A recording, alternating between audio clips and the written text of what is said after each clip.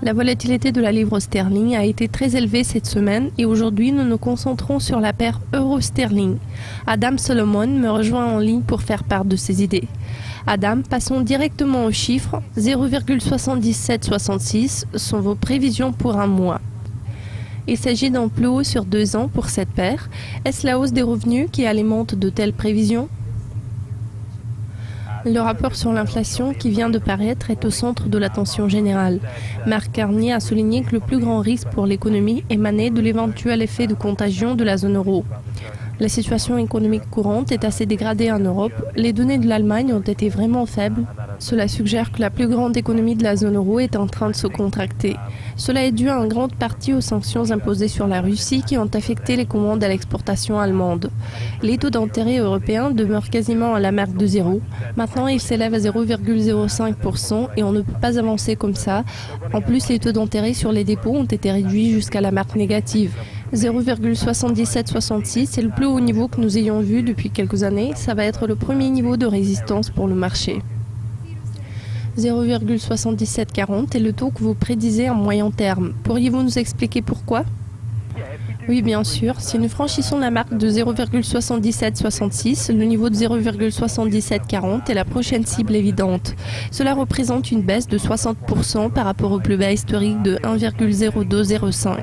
La volatilité quotidienne et hebdomadaire serait également présente, mais la chose clé pour moi, c'est que la tendance générale est à la hausse.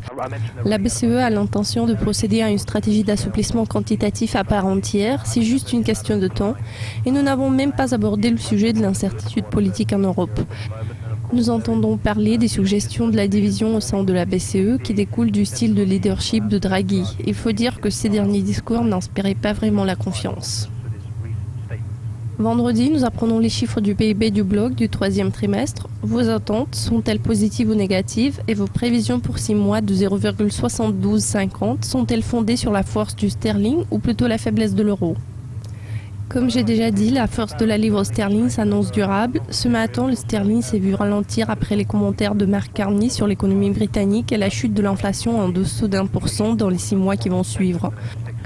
À mon avis, les perspectives de l'euro sont plus ou moins pessimistes. Nous apprendrons les chiffres préliminaires du PIB du troisième trimestre vendredi. Ces données sont censées démontrer une croissance assez modérée.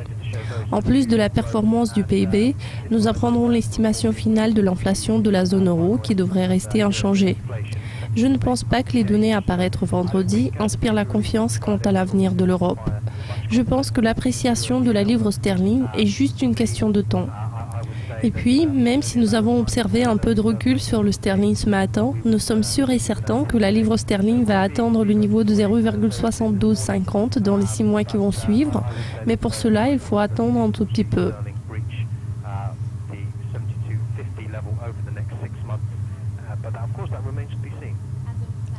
C'est tout pour l'instant. Pour obtenir une compréhension plus profonde de l'économie britannique, cliquez sur l'interview exclusive présentée par Sinead McLaughlin. Merci de votre attention. Thank you for watching.